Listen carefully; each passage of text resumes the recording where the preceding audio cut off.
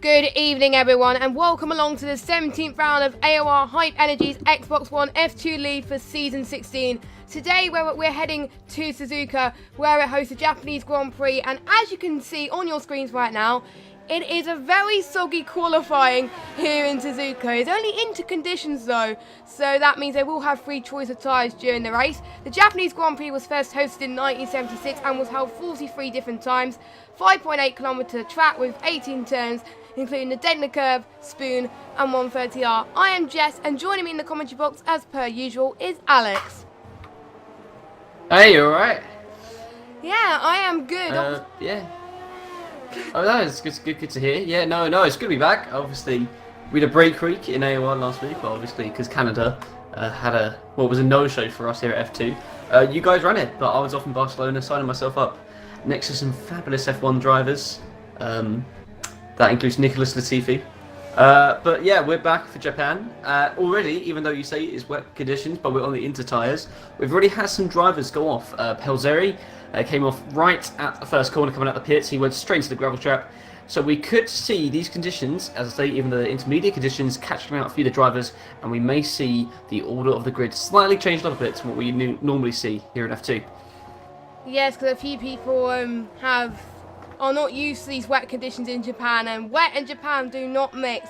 And let me just go through a few changes to the league today, because obviously there's a few people that are missing, and obviously we have one unfamiliar face that we do not recognise, but we're going to mention that in a minute. Unfortunately, Ollie, who usually races in F2, due to personal reason, he has to retire from the league for the rest of the season, and I don't think he's going to come back for next season either, so he'll be back in season 18. So I wish him all the best, and hopefully his issues will sort out soon, all that. And yeah, but we also got a new driver, Dutch Shaker, in the Force India, obviously replacing the ones who are in F1 currently who were in the Force India leading the championship. So it's nice to have a new one join us for the last part of the season. It'll be interesting to see how he does as well. He's very looking forward to it. And quite a few people, we've already seen a few people going off at Spoons. X-Power was having a moment there. Actually, no, it wasn't Spoons. It was the first part of the Deadly Curve, I think. We're already seeing laps starting to tumble in as yeah, Verstappen there. Verstappen did do a great lap, to be fair. You know, the last chicane, he locked up quite heavily in there, so definitely some time to improve there. But as you can see, these are like difficult conditions to master, especially Suzuka. You know, it's not an easy track at all. And Verstappen nearly loses it and hits one of the cars going off. Even Beef is going off. Like, he comes out of a hot lap, goes into, you know, one where, you know, he's really struggling. But as you see, LGS there with 140. We're definitely going to see the 130s, but it's going to be difficult. Yeah, it is going to be difficult for the drivers to manage that, actually, to see how they do. And we are seeing possibly the change of the old guard and the turns of the championship as well, due to Rosberg having an incident with Frangwish and also Sam as well. That pushes Menely back into the championship lead, and he is in the lead by 3 points. So it is getting quite hot in terms of the championship right now. So these drivers can't afford to make any mistake as we go into the last 5 races of the season. We've got Japan, and then we've got the American Leagues as well. And the top 4 are pretty much pretty much close already. So they just got to nail it, and we had different F2 champions for the last 3 seasons, so we are definitely going to have a new one this season, obviously, as LGS is faster at the moment. So we won't see fast times like we've seen in our leagues today. Probably, I can't really tell what the fastest lap time is going to be due to the fact that it is wet, but we have seen in the dry conditions, is obviously 126 is 125. I wonder what it's going to be like in the wet in terms of these conditions, though.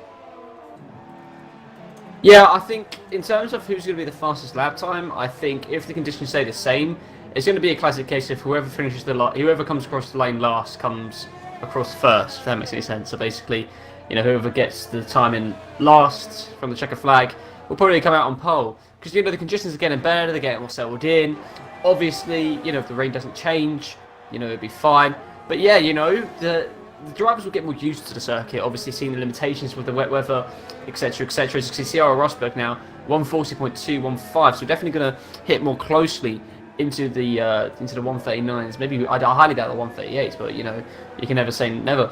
But yeah, it's going to be difficult.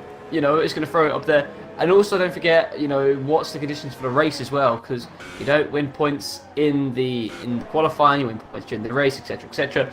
So obviously, what's the point of being on pole and not have a car set up for the race, and you get no points in the race? It's something the drivers have to think about, think tactically. But at least one positive they're looking at is when they start on the grid, if it's not wet, they will get a fresh set of tyres when starting. So that's a positive to look out on. Yes, it is. That's one advantage to starting on these wet conditions, and it could have been worse if they were starting on full wets, but we already see the conditions getting slightly better than it was before. We thought once we loaded the lobby, we thought it was going to be full wets, but when we saw the tyres onto the inters, it gave us quite a bit of a shock, to be honest.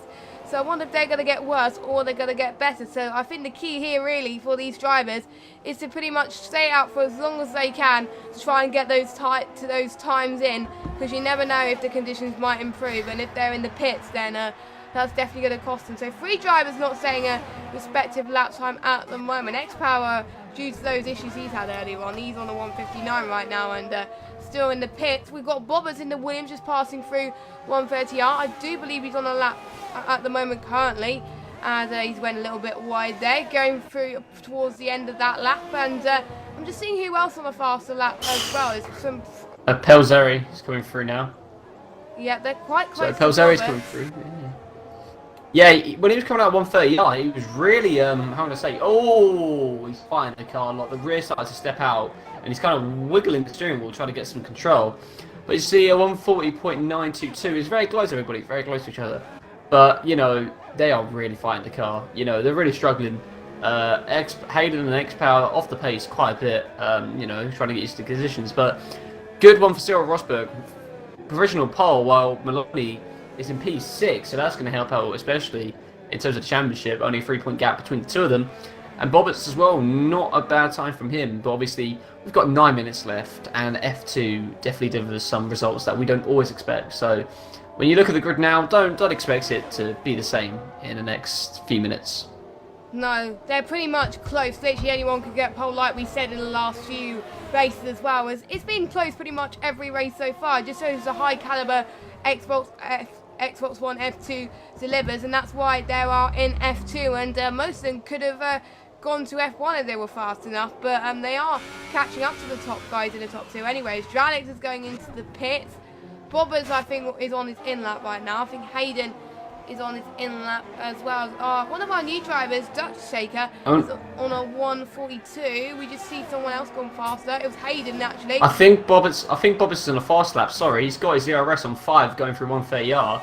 And he's on low fuel as well, ridiculously low fuel. That red warning light is really flying up. So I think Bobbers is trying to go for the professional pole. You may want to stay on board with this quickly. As he's coming, no, he backs out of it completely there. But why would you go ERS 5 like all the way? He knocks you slightly. Why would you just go ERS 5 when you're not on a hot lap? Why would you do that? Like I don't fully understand that. But up to him, I guess. Up to him. Yeah, I don't understand really, to be honest, why they would go full ERS on an in-lap and then just go to the pits. Really, it's just you got to be more cautious, because if you do go full mode pretty much for your in-lap, it's gonna not do your tyres any good, I must say. and it could definitely cost you, as Verstappen is on his full ERS mode as he's about to start his lap, and you can afford to go much lower in the wet in terms of ERS and still get a very high speed, because I think it will be quite tricky to go on full, but these drivers seem to be managing it currently at this stage. As I think, yeah, still we got a few people in the pits, as Frank, which I think is coming out. Yes, he is. He's coming out to set his out lap and go on a lap as well. As we've seen a lot of people get caught out in the first sector as well in a few races, as well as today as well here. And if they mess it up in the S section in sector 1, that's it there. That's their lap over, and there's no point in them continuing, to be honest. So they just got to get it nailed on from the word go, because otherwise there could be some consequences. Definitely, you know, Suzuka's a track which isn't very, you know, welcoming to a driver. It's challenging, you know. Straight away when you open it up, you know, you got the S's straight away coming into you. You got Dunlop, you got Degner, 130R, hairpin, spoon. The last chicane is a track which is very difficult even in the dry, you know, and doing it in the wet. You know, at least it's not full wets, it's only just intermediates, but they are struggling. Like, you can see the cars, as I look at Sierra Rosberg coming through now, when they go into the hairpin, turns 10 and 11, they're really going quite hot on the brakes, and just the car just slowly rolling in. They go quite slowly, to be fair. And I'm just looking for Sierra Rosberg now. I think he's in a hot. I'm presuming he's on a hot lap, and he goes wide at spoon as well. So, you know, they are struggling. You know, yeah. You know, these races are pretty good. You know, typical speed F2 anyway. You've got to be pretty good, but they are struggling. You know, how would I expect? How would I be around this track? I don't know. I probably crashed straight into the first corner. But let's keep it on. Yeah, I think most people will. But let's look at Sierra Rosberg now as he comes through into the chicane and the Castro Triangle. Really going slow, staying in third gear then. Oh, I can go for a third gear. Staying in third gear now. But he's not coming across the time. 141. So a second off the pace. I don't know if that was a hot lap. He was doing 5 ERS around it. So I've got a feeling that maybe, but I think he's going to have to try and go again, condition the tyres up, and see if he can try and get into the 139s. Let's see what he can do. Yes, he does have the pace to go into the 139s if he's good enough, because obviously he's one of the faster drivers here. He was in F1 last season. This Bottas has gone 1 second faster than his personal best, a 140.4. And for the second time this season, we've seen 2 people go into the 140, the same lap time, 140.402. That's Alex and Roberts. I don't know how they managed that, but usually the rule is whoever sets that time first is the one that gets that position. But Roberts set the lap time, and but Dralik did it first, so they might have did it at the same time, I don't know, but that was a bit confusing. I thought Dralik will be higher than Roberts, but hey ho. Jork's about to start his flyer as well. He's P4 at the moment. It's his best result qualifying currently, so we're seeing the midfield runners actually showing off their mettle at the moment against the top guys. Menley all the way down in P8 at the moment, with Frangwish in P9, but somehow they can possibly catch up due to the fact that they're pretty much so close. If we look at the gaps right now between the leader and pretty much P7, it is close, and we got Verstappen close enough to the 140s and beating Rosberg's time. So pretty much the top 4 separated by 3/10. That is absolutely crazy right now between these guys. Literally anyone on the top 30 can do it. The new driver is not able to show his mettle yet, but he's out of the pits. Ooh. And Franglish 139. Yeah, Beefer was I think currently going around Spoon Curve, and he started taking the track. He went through the grass there. Not great for him, so he caused some yellow flags coming through sector 2 now. 130R, he stays pretty well, to be fair though. But yeah, as I say, drivers are struggling. You know, the midfield drivers. I think where the midfield drivers lacking power and pace sometimes, you know, getting on the throttle a bit earlier.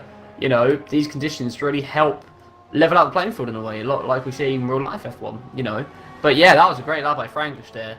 You know, a 10th clear of GLC Verstappen. Another yellow flag now. Who's causing that one? I think that's just a few slow drivers coming out of the way. Yeah. I think that's what's going on. But yeah, so Hayden going, you know, everyone's basically within a second of each other.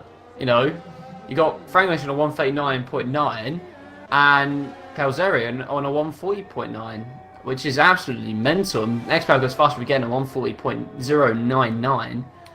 So I think, as I said earlier, it's going to be a case of whoever finishes last finishes first.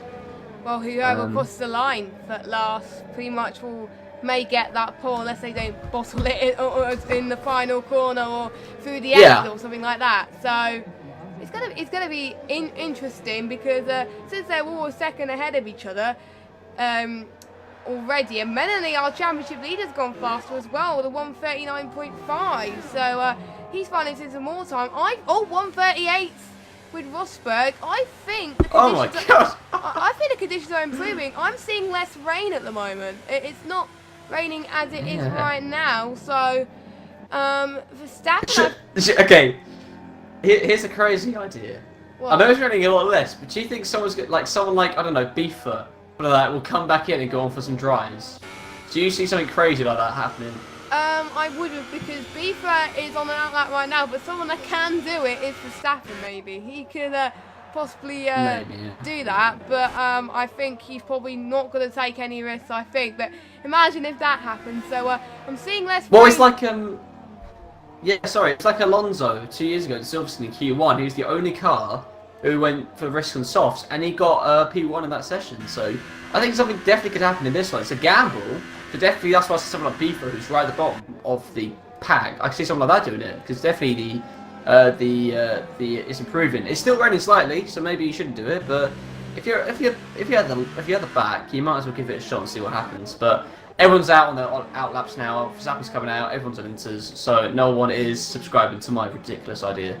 So yeah. But I wonder if Verstappen came out a little bit too late though. Is he going to get into the final corner in time to set his final lap? It is a bit risky. We'll just have to find out, as everyone is trying to make sure that they improve. The times are not close enough now. The top 6 have been improving on lap times. Hayden P3 there, very good lap as well. I'm hardly seeing much rain at all at the moment on the track, so just goes to show that it started off really worse conditions and then it went to pretty much intermittent conditions with just a little bit of rain, a little bit of drizzle, and they just got to find the time as much as possible as well. So you never know how much can change here. Stralix has gone.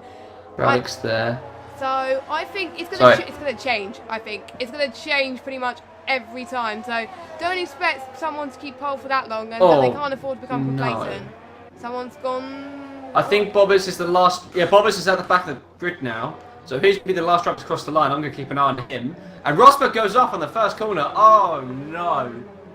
Rosberg's not going to improve his time. He went too hot into the first corner, and he's retired now. So that means Rosberg is not getting pole. Bobbers, who I'm on board with now, as soon as he went for the last corner, he basically took a bit of grasp of him and went a bit too much at the inside of turn 18. And I think that hampered him on the start on the main straight, but he's still giving it a shot now. So that is, hopefully he can put pressure on Dralix. Now he's taking even more grass as he goes through Dunlop curve into Degner. They're taking a lovely bit of curve as much as he can now. But LGS has crossed the line. Jork, Verstappen.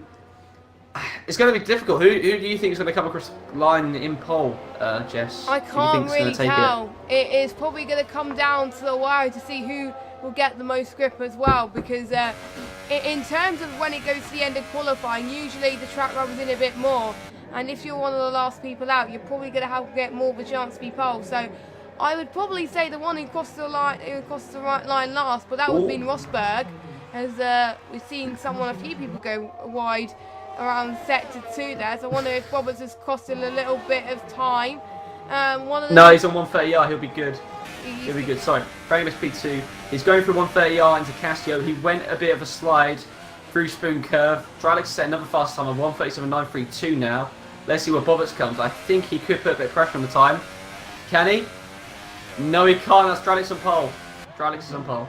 So yeah, Bobbers doesn't improve then, which is a bit of a shame. But yeah, well done to Dralix. So he timed that perfectly well, to be honest. He stayed out for most of that qualifying session when the track conditions were getting much better, and a few people were becoming complacent. They were like, oh, I can take it easy, I can possibly get pole and stay within a second of the leader. But they are a little bit more of a second now due to the fact that it was a 140, 139 to get pole, but now it's on to the 137s, as we are seeing Verstappen there in the 140. So maybe his gamble probably didn't pay off for that, and he probably went out a little bit too late. But let's look at our standings then. Dralix on pole with Pelsbury in P2. So a good day for the Alfa Romeo team. Franglish in P3. Rosberg bottling it in the first corner, which you can't afford to go wrong. Hopefully he gets it right in turn 1, as most of these guys actually. Beaver in P5, Bobbert in P6, Sam in P7, Melanie in P8, LGS in 9th, and our new driver Dutch in the top 10. And we got Hayden, Jorp, Verstappen and X-Power bringing up the rear. And I was going to say that the bottom will have free choice of tyre, but everyone has free choice of tyre because everyone qualified on the inter conditions. So it's probably going to take a while to find out when what tyre they're going to go on. So, and it's sorry, Jess. We was talking about Rosberg and he messed up into turn 1. I've got a reason behind that. That wasn't driver error. That was Xbox error. His Xbox is turned off. If you want something to even spice up the tyre race even more, Sierra Rosberg is quickly joined in the lobby as fast as he can because this is a major span in the works. 3 points between him and Milani, and your Xbox turns off. That is not what you want. But he's joined now, and I think that'll be fine. So very close there because if he did not get in just now, I highly doubt he'd been racing. But that is very close there by Rosberg.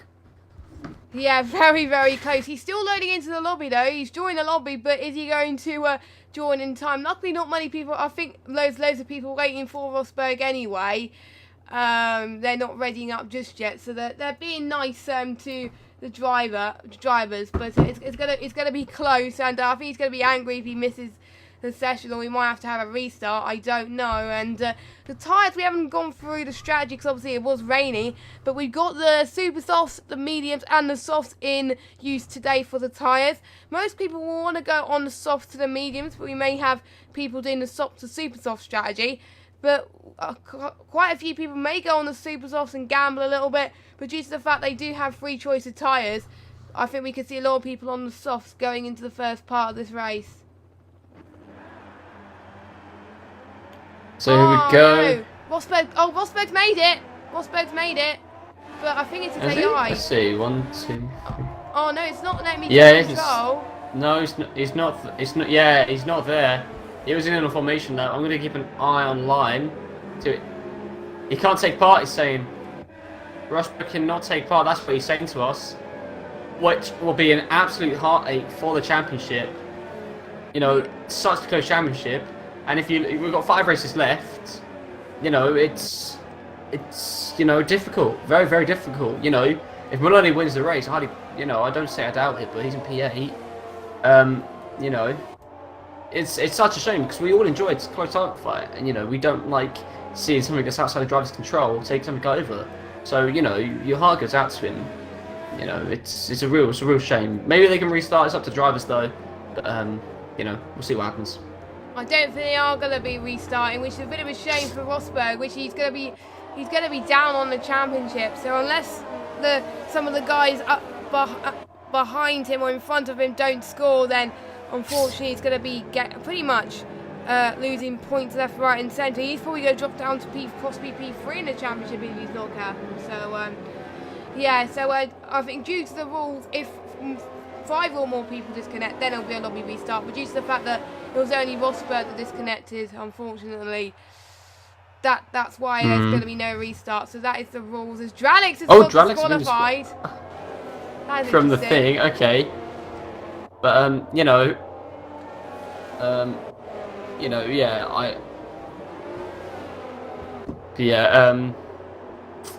definitely heart goes out to Rosberg.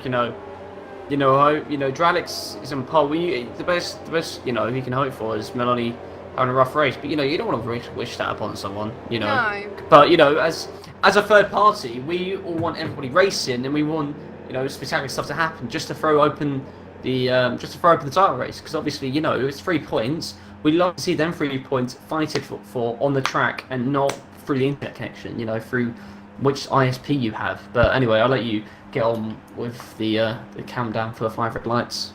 Yes, everyone is pretty much starting on the softs except Rosberg, as we've got a few people about to do the start, as we've got 5 red lights coming on to you right now. And we are underway here for the Japanese Grand Prix, and looks like Pelsby got a much better start going through to turn 1. He looks like he's going to take a much better line into turn 1. Dralix is off position. We got the Toro Rosso. Dralix is off. Toro Rosso is off. There's already chaos going into turn 1. These guys not making it look clean whatsoever. So Dralic's down in P13. Pelsbury taking the lead. I think Franwish got caught off in some instant as well, but Pelsbury had a very dream start. He looked very clean to turn 1. It looked like he had a better start from Dralic's there. Beaver as well, his teammate in P2, so it's an Alfa Romeo 1-2 at this stage with Roberts in P3 as well. Very, very tight. Verstappen also a big gainer as well, as he's trying to fight off Franwish in P8 as well. So the gaps are pretty much tight already, but like I said, it is quite tricky, and Franwish is already fighting off to gain more positions than what he lost really, as he's in P8 for now. I think he's just overtaken Verstappen, will manage to hold off. Dutch doing fine as well in P6, and he's going to challenge Menely for P5 at this moment in time as well, as they're going just past Spoon Curve now and about to approach 130R. We already see a train rolling up behind as well. We can already see Pelsbury already going up a little bit of a gap, 1.2 seconds separating between them as well. And Roberts just going through the Casio triangle, and he's going to take the right hand side to Beaver. Is he going to pass him? No, he is not. We got Sam joining in as well, as Roberts is going to have another chance going through into the start finish straight on to the start of the second lap, and you can already see the battling that is happening right now. That's causing Pelsbury to pull away like a Donkey Kong, to be honest, or whatever the saying is. But Roberts just got the move done quite nicely just now, and he's up into P2. What a really good start for him for Roberts. We can still see Sam in that train as well. And also, we also got some other battles. We got another yellow flag. Oh, it's Hayden again. His troubles are not ending in this season so far. He retired in Canada. It looks like he's not going to have a best of finishes at this race so far in Japan, unless the other people do that. But yeah, dream start for Pelsbury and a dream start for Roberts as well. I think that move on Boberts and Beaver was not so much, Boberts making a great move. I thought it was more Beaver slipping back, as you can see, he went wide in turn 1 and said, I do not want to repeat of what just happened, and he just backed out of it. Which is a smart decision, considering what happened with Dralic, and he's now at the back of the grid, basically. Beaver doesn't want that to happen, but, he's definitely going to put the pace on Boberts, he definitely wants to secure Sauber 1-2 as well. Maloney making up 3 places, but the big jumper right now with 5 spaces is Jorg. He's really over new guy Dutch in the Force India, who's got a bit of a gap to Maloney, Jorg's teammate. Well, Franglish is keeping close, but I think Jorg's going to pull a move, come out of 130R into the thing. Dutch goes wide to try and defend it, but yeah, not too much. Bit of a lock-up from the Force India driver, but Jorg takes the corner rather well, to be fair, the little chicane. But, no DRS just yet, obviously. We've got to wait a little while. Actually, yeah, we've got to wait a little while for DRS, but Franglish is getting ready to pull a move off, and Jorg is trying to defend it. Let's see what happens now. Franglish going to the outside. Jorg cuts it inside. The seconds all over his gearbox. And, it's a bit of a train going on. Very much difficult. Good from Pelsbury to get a gap to Boberts, though. But behind Boberts, it's a massive, massive train with only barely half a second between all the cars. All the way to 11th. It's great to see so early on in the race. All the cars really fighting for position. Yeah, and it's pretty much a driver favourite and a fan favourite as well. The reason why it's a fan favourite, due to there's so many battles going all the way around the field just like this, and it's absolutely crazy to see them fighting for pretty much any position, as Franglish was looking like he was going to make a move on the second part of the dead in the curve there, but unfortunately he had to let it stick ever so slightly, as Jorg defends that very well in the other McLaren as well. So they're fighting off pretty closely, as well as Menely is under pressure from the neutral. Sam goes wide completely. He went too wide on Spoon, and Jorg just cut himself in, and now Franklin's trying to make a move. And so is Viasi Verstappen. Not good for the thrower driver at all. I don't know what happened there. Probably just lost a bit of traction in the corner, but now Sam's going to try to get back from Viasi Verstappen going into the chicane. But he can't make it much. They need to collide. The two Ferrari powered cars need to collide together. But, they stay out. But, now they've got DRS now. Verstappen now has to, try and find a way to stop the Ferrari powering through now. But, yeah, everyone keeping close. Maloney staying back from Dutch at least. Jorg trying to get through. But now a gap is opening clearly between Beaver and Maloney, just because Maloney has to defend, forcing it behind him, whereas Beaver can go full attack on the Williams in front of him. So, it's just real struggle from the drivers. There's definitely going to be a gap between, the top three and all the rest. But you know, I think it's definitely also a term of strategy. Sadly, we don't have the AOR pit strategy trademark. I don't know how we can trademark it. Anyway, but you know, we can't really see what the strategy is going to be. But you know, I think it's definitely going to be a race where strategy dictates who will gain the most. Yes, I agree on that one, and it does say that it does depend on when they pit as well to go onto immediate, because if they pit too early, it's going to get to a point where the other tyres do start to come into its own a little bit, the ones who have been on those tyres for less time, and it's going to cost some people a lot more time, so we'll just have to find out as well. So we're approaching around about lap 5. Oh, Sam on Verstappen through 130R. He's going on the outside of Verstappen, and he makes the move done before he even goes through 130R. Great move there by Ferrari, and Verstappen lets LGS through as well. Oh, that was not a good set of corners for the Haas driver. He goes down from P8 to P10, letting Sam through on the outside. He's trying to get the best exit into the Castro triangle, the chicane there, and he lets the other Ferrari through. What? Oh my God, that is not good at all, especially for VRT Verstappen's championship, you know, outlook. To be fair, VRT Verstappen is currently about 9th in the championship with Sam in front of him. So, you know, he's really battling Sam for that 8th position in the championship. So that is not good for the Haas driver at all.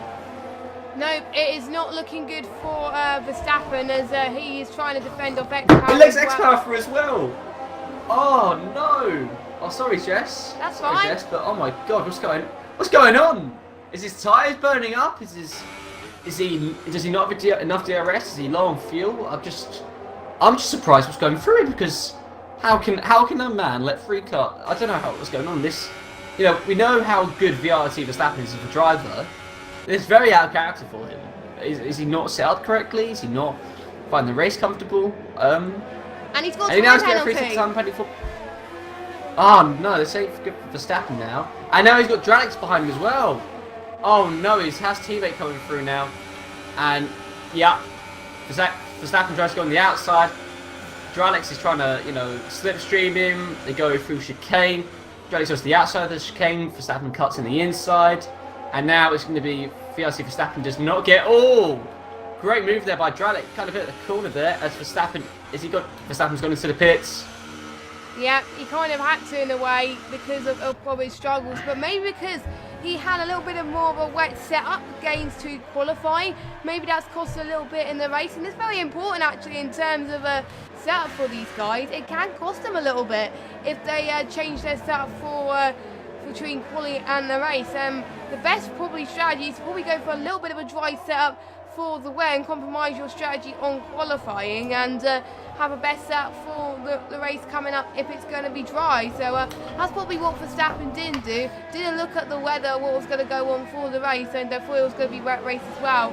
And that's probably why that's cost him a little bit. So what a shame for Verstappen to drop positions as well. But so far no retirements already, so all looking good so far, and looks like Dralix had a little bit of a damage there, but he's still continuing, so looks like the damage is very minor in terms of position right now. We're already seeing battles heating up left, right and centre already, as Melanie is his big opportunity to really extend his lead in the championship, because Dralix, his other championship rival, is not going to score any points. It's not looking like this rate, and the new driver Dutch has just gone wide past 130R, and so it looks like Melanie's going to challenge him quite nicely through the Castro triangle. No, he does not. Dutch manages to capitalise on his mistake there, and he manages to stay where he is at the moment. But that was close between Dutch, I must say, between these two. And I think we got a Jork fighting as well, but not under that much DRS straight at this moment in time. We also got the Ferraris fighting as well. This is insane right now. There's battles going everywhere tonight.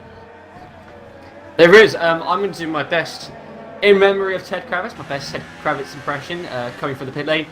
Just a few updates I've got. It looks like that altercation which happened in the first corner, Dralix got some damage on the front wing due to that one, and also VRT Verstappen, obviously a young driver, very very young driver, very quick driver, so great time in the championship.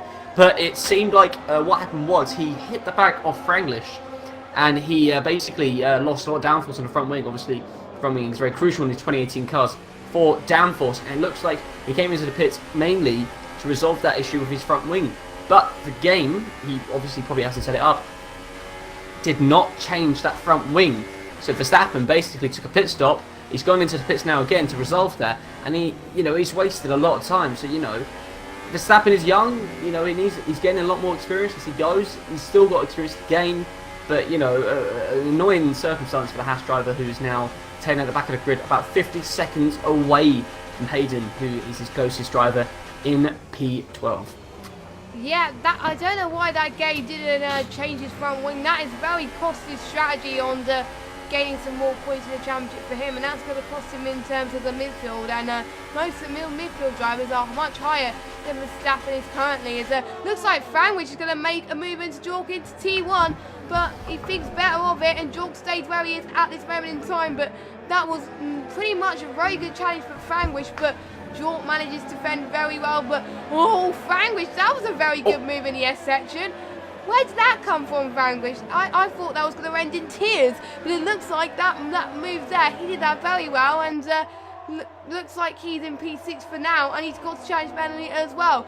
I've never seen moves made in the S section that cleanly before, and it just goes to show that they're up in their game here in F2, and that's what Frankwich is doing right now. He's closing up in the championship. He didn't score too well in Canada after that collision with Rosberg last race, but he's on the charge. He's on the comeback right now, as we are approaching the pit window in about a few laps time right now, as the gaps are starting to tumble a little bit. We've got X-Power on the back of LGS going through Spoon as well. We've got the train between Dutch and Melanie as well.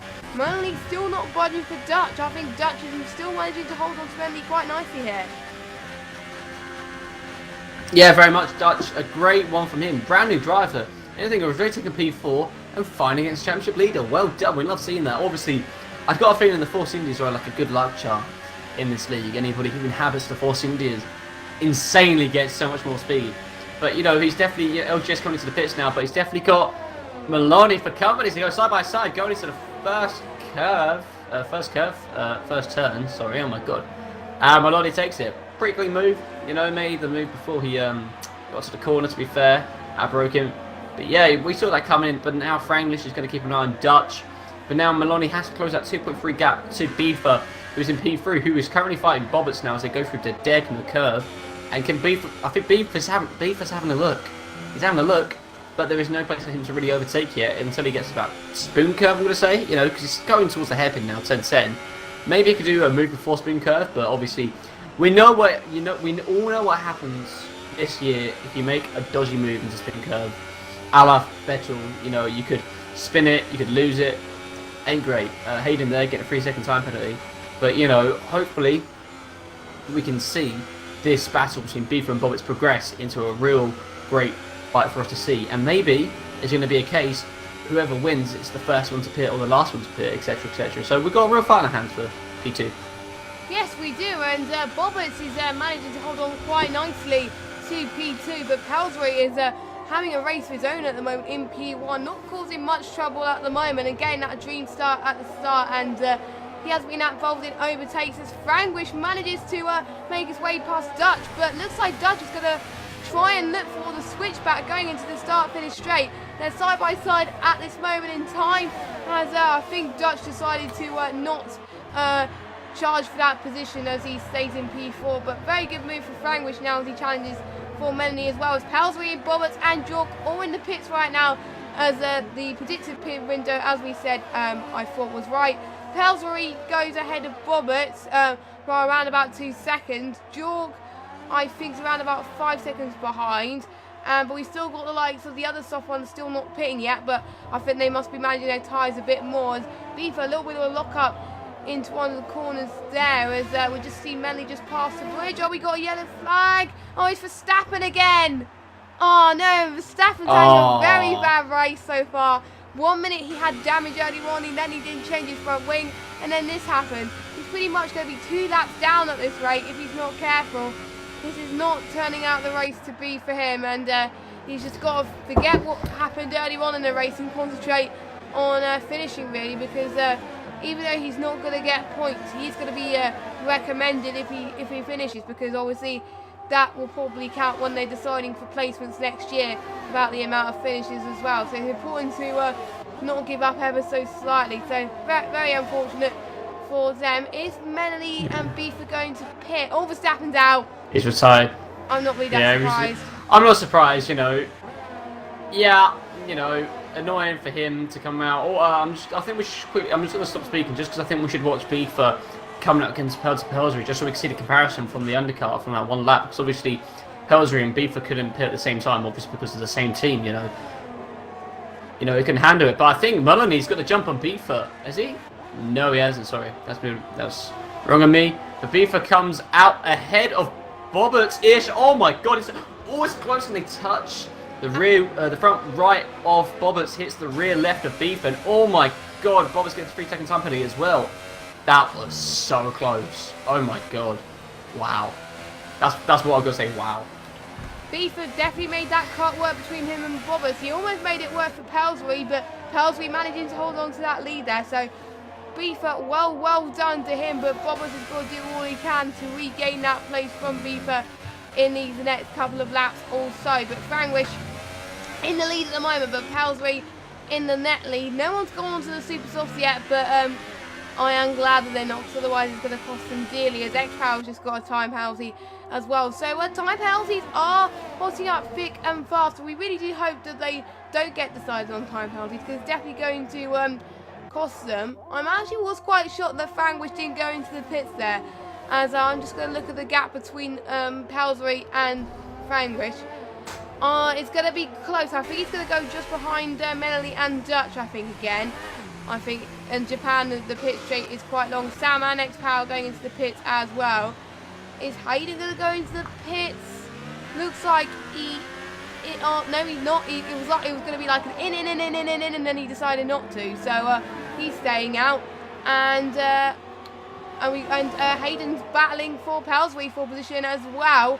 He's doing very well to fend off that, but Pelsbury, obviously with the newer tyres and on the mediums, he was able to still gain. It's pretty much the lead now, as Hayden is obviously wasn't in the net lead. He hasn't pitted yet. The only one who hasn't pitted yet, I believe. So that was a sensible thing to do from Hayden's perspective. As let me just get the gaps back. There we go, so I can see any battles. We got Jork as well battling for Sam on the spoon curve. We've seen Frangwish battling on the spoon curve, and Jork went horribly wrong. That was horribly wrong from Jork going into that section, and like I said earlier, if you get it wrong in sector 1, it's going to cost you, and that is what Jork did.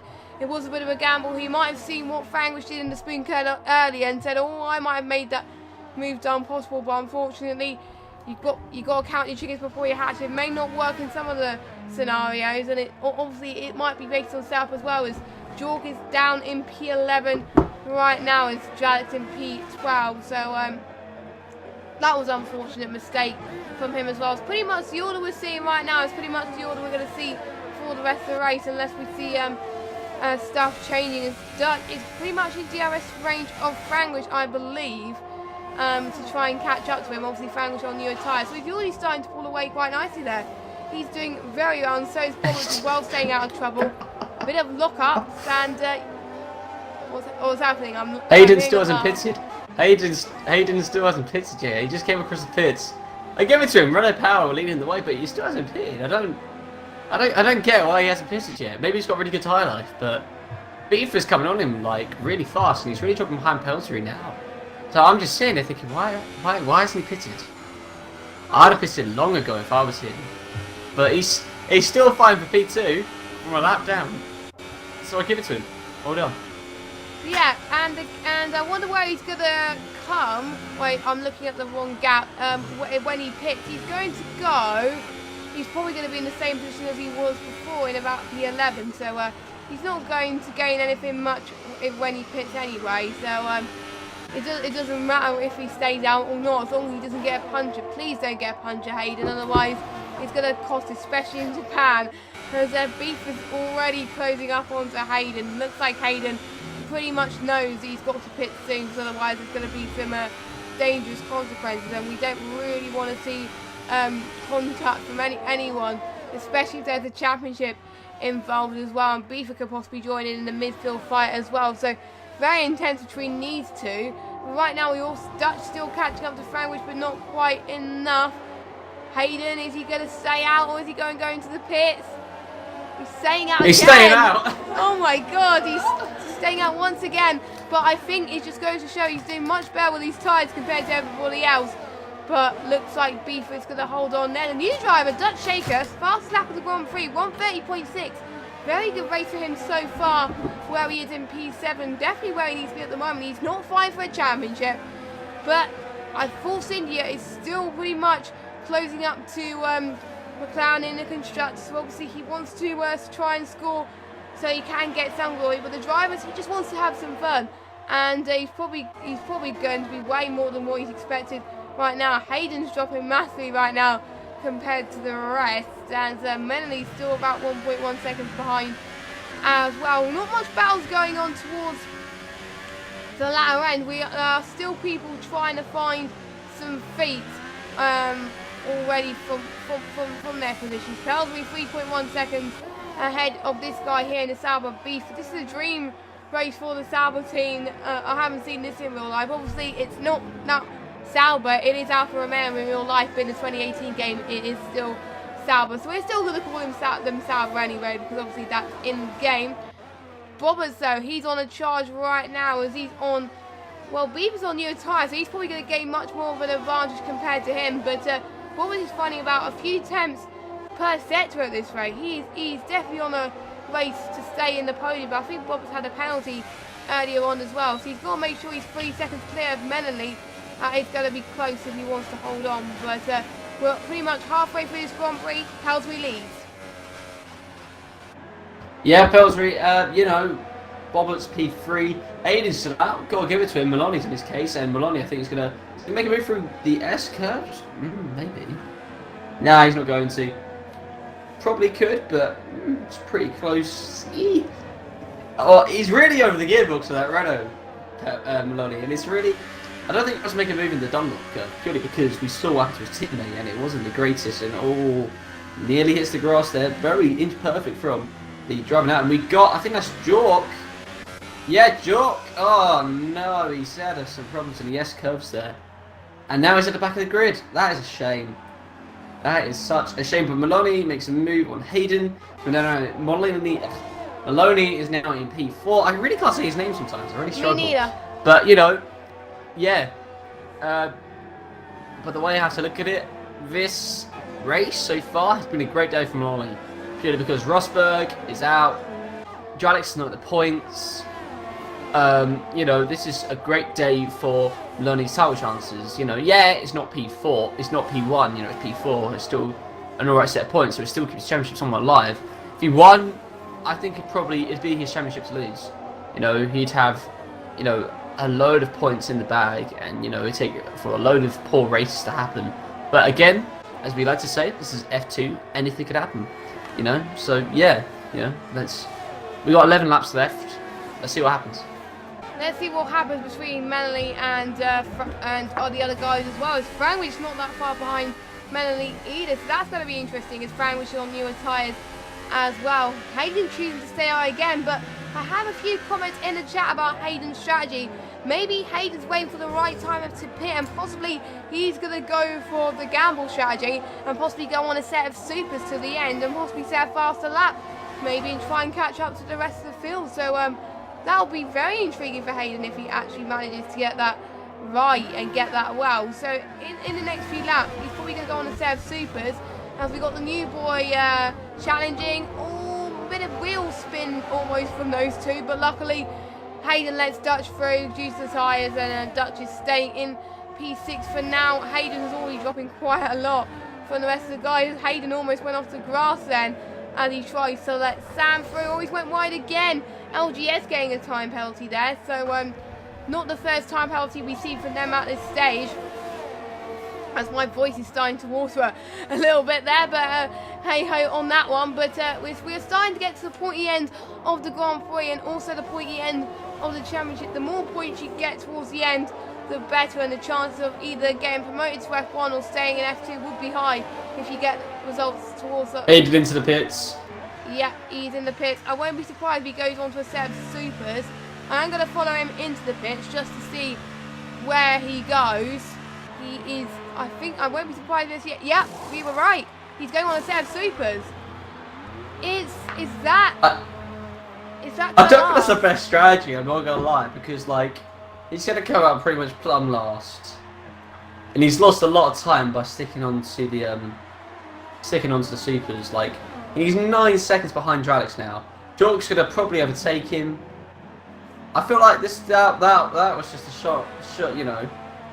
Okay, so Jork has to take him over, but I don't think it was the best tactic. To be fair, I think it was, but I think the better tactic would have been mediums and super softs. That would be better, but you know we can't speak about that. But yeah, not the best one, not the best one. No, but hopefully he's still in a chance with some points though. If he can claw the gap between him and Dralix, it is feels like it's impossible, but it might be doable for Hayden. We'll just have to wait and see if he can claw back. Or the ties of the supers don't last very long, so he could be on possibly towards a 2-stop. Maybe he could be on a soft to supers right now. As Franglish, he's doing all he can to catch up to Melanie. Franglish can still be in the fight ever so slightly for the championship, but it is going to be pretty much close between these two. Franglish is in P5 in the championship. He's on 121 points right now, so it's going to be quite a tough task because we've still got 100 left to go. Dutch on, he's got a time penalty. That is a bit of a shame. He's still in P6 for now, but I'm losing track of how many penalties people have got, so we have to find out pretty soon as well. Looks like Manny's on the charge. Sorry. Yeah, one thing I was going to say is Bobber's really trying to make a move into the first few corners there onto Beefer, but didn't, you know, he couldn't get it finished, you know, on the first turn there, coming out of 1 into 2. He went a bit wide and he tried to make a move, but nothing more he could do. But Bobbert's really pushing on the Sauber. He really wants that P2 position, you know, after the pit stop resulting in Beef overtaking. But you know, it's going to be an interesting few last laps of the race. I'm going to be interested to see who we're probably going to be interviewing at the end of the race. Probably, I don't want to give a commentator's curse, but I think Pelsbury is pretty much certain for the win. But I don't think you could solidify who's going to be in P2 and who's going to be in P3 just because, you know, we've got a battle between the Williams and the Sauber, but also Meloni and Franglish is putting quite good set times in to make a challenge on the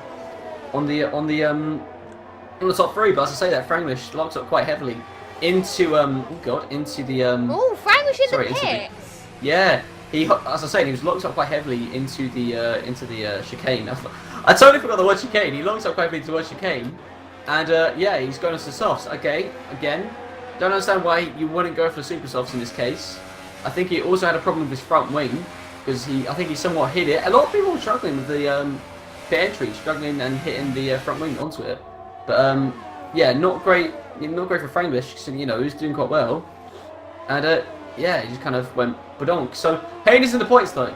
The super soft strategy is paid off for Hayden. So at least, yeah, that's good for him.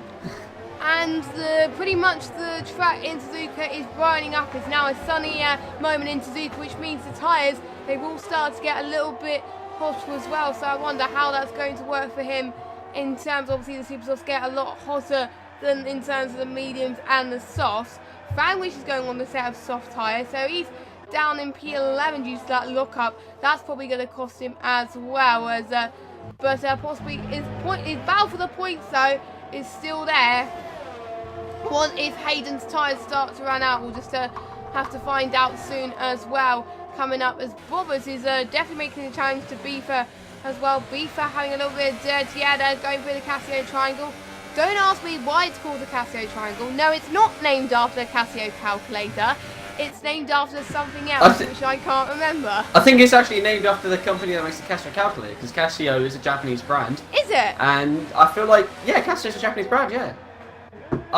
You know what? I'm gonna do a classic Ted Kravitz move and Google it, and give you useless facts into why it's called the Casio triangle. But I've got my suspicion would be Casio sponsored it, and it gained the name, the Casio triangle. That would be my idea. But I'll come back to you. I'll see what it is. Oh, we got yellow flag in set to 3. Oh, it's Hayden, I think it is Hayden. He's binned it in the start. Hayden spun it. Yeah. What a shame. And we have a virtual safety car due to that incident, but that's probably not going to last very long, as most of these games are. Looks like Hayden's got a little bit of damage, but not a lot. So hopefully he can recover ever so slightly. But due to the virtual safety car, the gaps are going to start tumbling down, and Bobbers can challenge Beef a lot more as well. So that's probably going to be a good timing for Bobbers. Not good timing for Beef, as he was hoping to claw a little bit of a gap towards Bobbers. We'll just have to find out at some point as well. DRS back enabled again after Hayden moved out the way. So we're back racing once again. 7 laps to go. This race has gone really fast, but it always has been in Japan, and obviously has been in F2 as well. As Bobbers goes through this very tight Casio, as I think Beaver's already starting to pull away. So Beaver had a much better restart going into that start-finish race. Sam having a good run on slipstream onto Duck as well, but still not quite enough to go past. Obviously he's in DRS range, but not find the pace, but he's found the pace in the corners. It looks like he had a much better pace in the corners in terms of the straight, so maybe that's what he was hoping right now in terms of this race. He wants to gain better speed at the corners so far, as everyone's been on the mediums for quite a long time, except obviously Hayden and Franglish. Hayden's now 6 seconds behind Jorg right now, after that mistake. So he was hoping to get some points, but unfortunately due to that mistake, Franglish can possibly gain some points as well. Maybe Jorg as well. Maybe it might be penalties. I'm not entirely sure, but it is shaping up to be a very tense last couple of laps of this Grand Prix, and it's pretty much going to. Don't think the podium's going to stay like this. It probably won't, unless Menley could possibly challenge Bobbers. We'll have to find out as well. And we still haven't seen what the new driver has to offer in terms of if he can get a podium as well. He's catching up to Maloney as well, so he's got Sam right behind him as well. So he must be taking the pressure in his stride. He's doing ever so well. Okay, so the search for me to find out what's going on with the Casio Triangle. Can't find anything, but again, I will say it is named after the sponsor, the company Casio, purely because I highly doubt there's a part of Japan called Dunlop, and the Dunlop curve is named after it, obviously Dunlop being the tyre brand. But yeah, we've got a really interesting fight in our hands. A shame for Hayden, who's doing so well in the alternate strategy, and he kind of went wrong there. But 5 laps, Bobbers backed off a little bit. Sam really pushing for Dutch, but yeah, it looks like Dralix is pushing through now, so he's going to get a few points to help him in his time fight. Hayden get a few time penalties now, but it looks like, and we got a yellow flag in sector 3. What's caused that one? Hayden's out. Did he crash? I didn't see that. I just saw the tyre from the screen, and I didn't see him do that. Unfortunately, we could not see how they retired unlike the previous game, so unfortunately that might have been a mistake on his part, I think, that caused that. I don't think there was any collisions. I don't think otherwise there would have been someone else spinning as well. So that was unfortunate, but I would have guessed it might have been through sector 1. I'll be surprised if it wasn't, but I won't be surprised if it is. So bad for Hayden, as he makes our second retirement of the session then, and his second retirement in a row, I believe. So no points once again for the Renault driver or for Verstappen either, as Jorg is still on the battle for the points in P11, but it's going to be a charge as Franglish on softer tyres. Sam and Dutch Master coming for Casio now. Sorry, Sam makes a move, and Dutch going out of 130R into Casio, and Sam has got it compared to Dutch. Dutch is trying to follow the Ferrari driver as he starts to go for the first curve. Let's see what he can do. Yeah, it's even close now. Dutch really's got to pull it back now. Sam's got 1 lap fresher tyres, which at this stage of the race can make a world of difference. 1 lap, yeah, as I say, yeah, world of difference. But yeah, very interesting, very interesting. But yeah, back to you, Jess. Yes, thank you. As Dutch is doing very well to catch up to Sam, but Sam is probably going to get his best result by the looks of things. But Dutch is not giving up in terms of position, but he's got.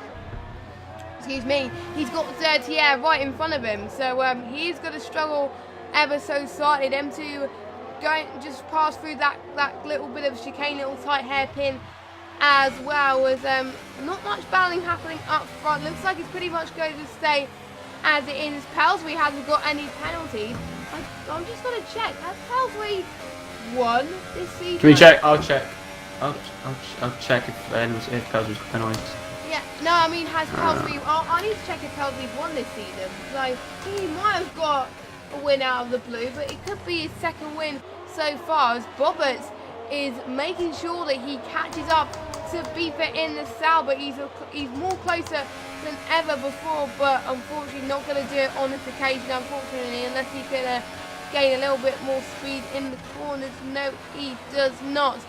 But Beefer taking a different line compared to Roberts. Actually, they're taking a similar line now as they go through the tight little S section, a little right, and the right again, and then it's going to be a very long left coming up to the uphill section, as he's not going to do quite enough, unfortunately. So if Pelsbury stays where he is, it's going to be a good result for him, as he's not in the top 10 currently, but he could possibly be in the top 10 in the championship by the end of this Grand Prix. That could be absolutely remarkable for him, as he was in F3 last season. Now he's in F2, and he's going to potentially get a win. So it must be his new team. It must be his new team that's helping him get wins.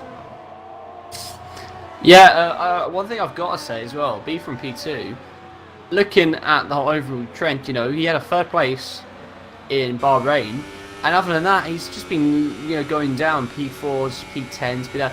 But in the last few races, he's gone on to P4 and then the P2. He's on a brilliant run of form, you know. He has been a driver who lingers normally at the bottom end, below at the end of the points, normally around the P4s, P5s. But this has been, you know, a great set of runs for Beefer right now. Currently trying to look at the table for Beefer. Sorry, one sec. I think we could see Beefer making a real push, yeah, because he's ahead of Jork. Or definitely Jork's at the end of the grid. So Beefer could make a push onto Franglish, which could be interesting. Beefer there in P2, or Jork in P10. They don't... sorry, pardon me. They'll only be of like single-digit points between the two of them, sorry. I don't know what's called back in my throat. But this has been a remarkable run for Beefer in the past few races. As I've got a few Kremlins in my throat. Yeah, I will speak for a little bit then. I'm starting to get a few gremlins in my throat as well. But looking at the wins that people have got this season, Pelsbury has not had a win yet. He has not had a win in this league in F2. So it looks like he's gone to his first one. That'll be remarkable. His best finish, I believe, I just need to double check. His best finish was pretty much in the podium at one point. So he's going to get the full 25 points. He's definitely going to be in the top 10. Sam just got a time penalty. That's probably going to promote Dutch a few positions. Going towards 130R. As I think we've got to see another battle on our hands. We haven't seen a battle for the last couple of laps, I must say.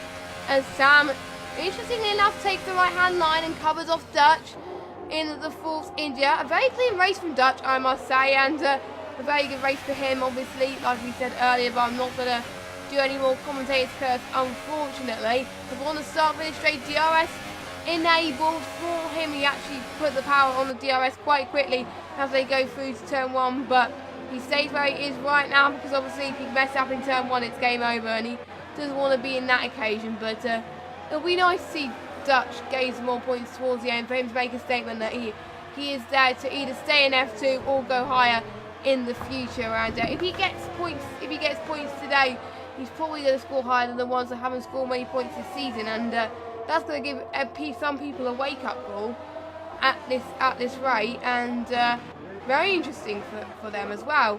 But we've got pretty much 2 more laps to go. Pelsbury leads, Beefer second, Roberts still in third place. He hasn't had a podium in a while, so he's going to get a very good result here in the Williams camp. Obviously in testing last week, Williams haven't had a good testing regime so far, so it's nice to see Williams return to glory here in F2. Yeah, you know, it's definitely been a race where it's been with winners that we have not expected, you know. Definitely the race was thrown open completely at the start, where Rosberg sadly left. Tralix, the other title contender, span off and got some damage, and Milani someone come through. You know, it's remarkable. Hopefully we see more races like this, because you know it's going to throw open completely the championship now. Yep, sadly, you know, it's gone from 3 points as it was to a much bigger gap. We're looking about maybe around 20 points, just with some quick maths. But you know, what a shame. But with 4 races to go, bring it on. That's what I say.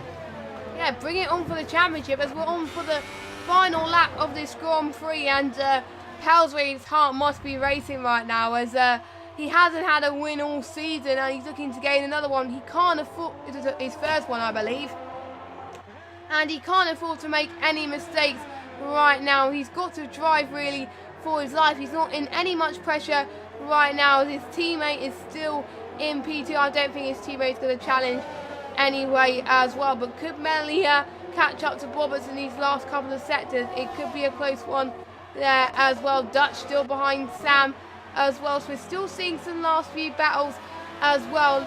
Let us know who you think your driver of the day is, but one of them will have to be for Pelsry. You know, he had a very good start in the opening corner there. He had a better start than Dralix, and he did very well into turn 1, and he's been pretty much mistake-free all race, and he has had no battles due to the fact that he's been in the race. He's took the lead, he stayed there, just like Damon Hill did in his championship winning year. He comes across the line, he takes his first win in Xbox One F2, and a very good deserving one at that too. Pelsry, Beaver in second. Oh, Melanie takes third. Bobbers had a few penalties and Melanie has none, so Melanie takes the final podium. Roberts in P4, Sam in P5, Dutch in P6, a good result for him. LGS in P7, and also a good result for X-Power as well, P8. Dralix, possibly a race to forget, I think, for him, as he's in P9, but he's still got some points, so he's still got something to cheer about, as Franwood just hit the wall there on the final straight, but he still gets the final few points, as Jorg is about to cross the line and get P11, our final finisher today. But obviously we had 2 retirements and 1 failing to start, but what a race, and well done to Pelsry for his first win. Definitely. You know, as well to P4 as well. 1-2, great finish for them, and also Milani moving on to P3, even better for his whole championship. You know, I definitely think the 2 Sabres have conducted into turn 1.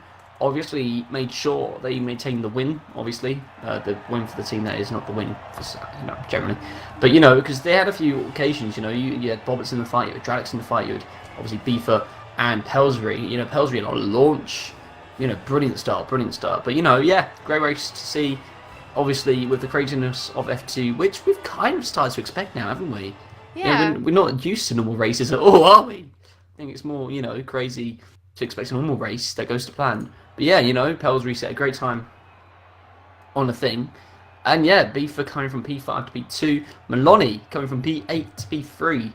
So, a good set of pushes from these guys. Most importantly as well, if you look, I think the top 3 are the only people really not to have any penalties. Except for Dralix and Franglish, but they had their own issues obviously.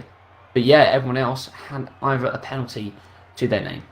So definitely one where penalties counted. Well, penalties always do count, but you know what I mean.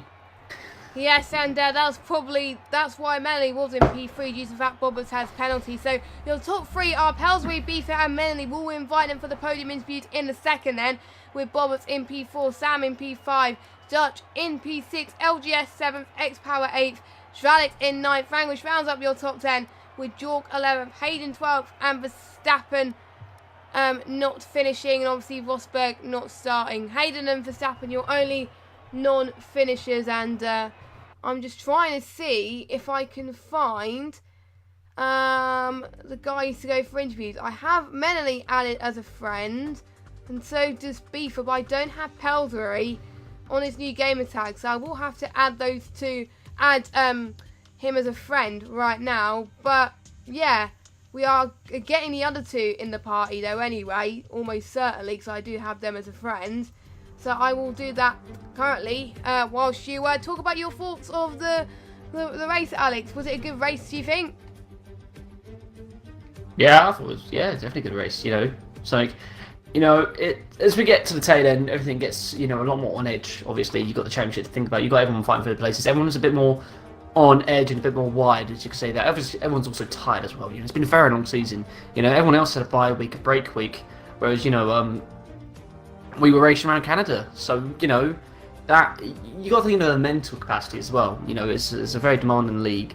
So, you know, you got to give it off to the drivers, you know, fighting every single week for the positions. You know, it's such a competitive league. You know, I thought it was a great race, very entertaining.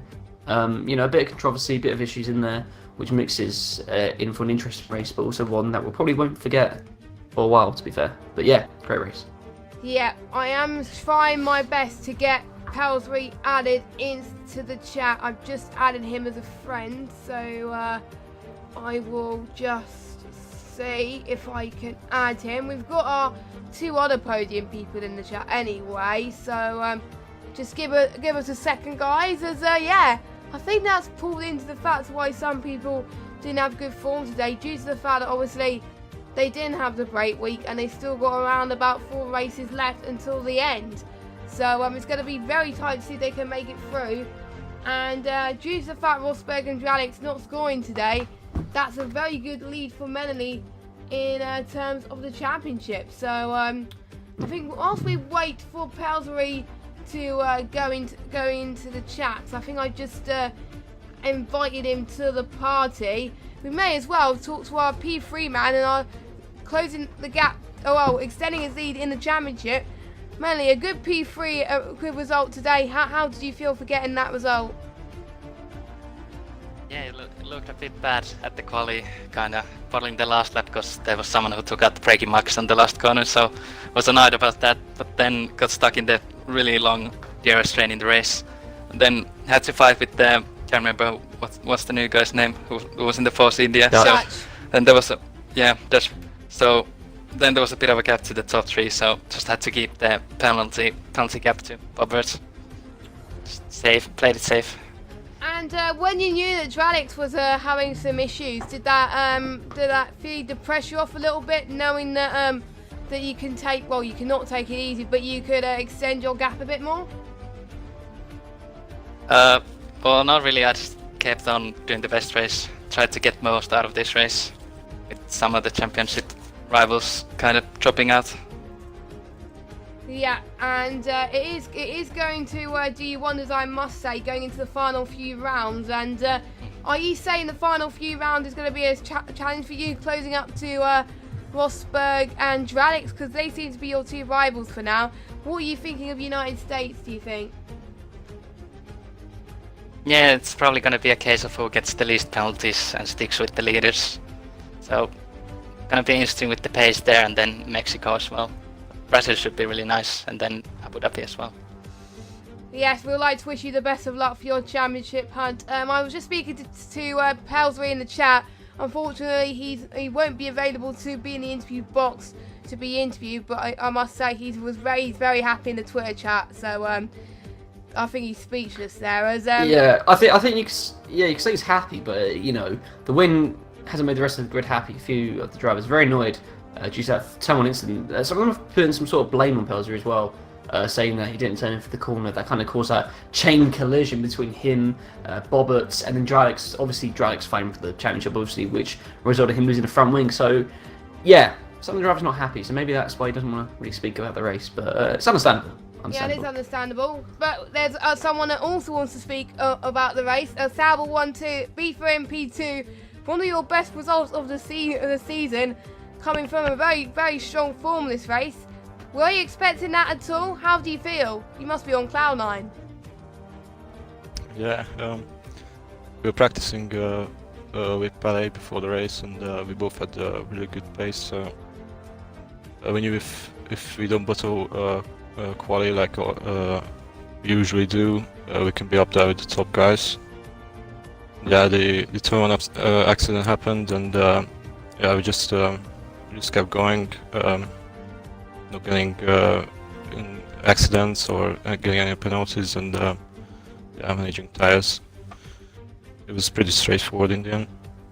Yeah, and due to the fact that it was straightforward, did you conserve your tyres a little bit more, and were you able to take it easy, or were you just wanted to try and catch up to your teammate? When did you know that you didn't have to challenge that much? While I was stuck behind the bullets, I could conserve my tires as much as I could because he was really slow in the end of the first stint. So I managed to get the overcut because my tires were still in really good shape. And in the end, I pushed it onto the last minute basically to get Palais in case he has a penalty or anything. But yeah, he was just untouchable today. Yes, and well done to both of you on that one. And are you going to keep that momentum going to the United States? Because that means you're on very high form in terms of the midfield battle. Are you going to do all you can now to help to score one of your best results of the season again, or are you just going to take every race as it comes? It's not a good track for me, the US. So I think it's going to be back to normal next week. Yeah, pretty much. And obviously, well done to Palsbury for the win. Now, unfortunately, he could not be interviewed.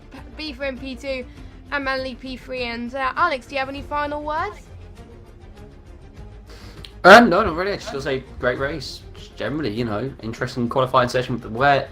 Then we had that, first end collision, which kind of messed up how kind of changed up the order. Unexpected win. Just a great Japanese Grand Prix. That's all I've got to say. Yes, and thank you so much for watching. And we still have some Japanese action for the Xbox One F1 tier, which is going on right now. So make sure you tune in for that. The race is about to start for that. And also the America Leagues at 1 AM. But until now, I've been Jess Games 95. Alex has been what is your gamer tag again? Alex. Just call me Alex. Alex has been Alex. Sorry. Oh my god, very embarrassing there for me. I'm sorry about that. But anyway, we will see you same time next week at 8 o'clock for the United States Grand Prix at the Circuit of Americas. Have a good evening, everyone. Make sure you join us for Xbox One F1. And good night, everyone.